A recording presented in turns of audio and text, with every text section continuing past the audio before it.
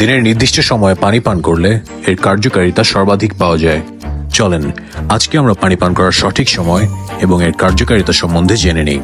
Number 1, ঘুম থেকে ওঠার পরে 1 গ্লাস পানি পান করুন, যা আপনার অভ্যন্তরীণ অর্গানগুলিকে সক্রিয় করতে সাহায্য করে। দিনের প্রথম খাবারের আগে পানি যে কোনো ধরনের বিষাক্ত পদার্থ দূর করতে সাহায্য করবে। যে কোনো ধরনের খাবার খাওয়ার 30 মিনিট আগে 1 গ্লাস পানি পান করুন, এটা আপনার হজম শক্তি উন্নত করবে। খাবারে খুব তাড়াতাড়ি বা খাবার খাওয়ার পরেই পানি পান করবেন না, কারণ এটা আপনার হজমের রসকে পাতলা করে দেয়।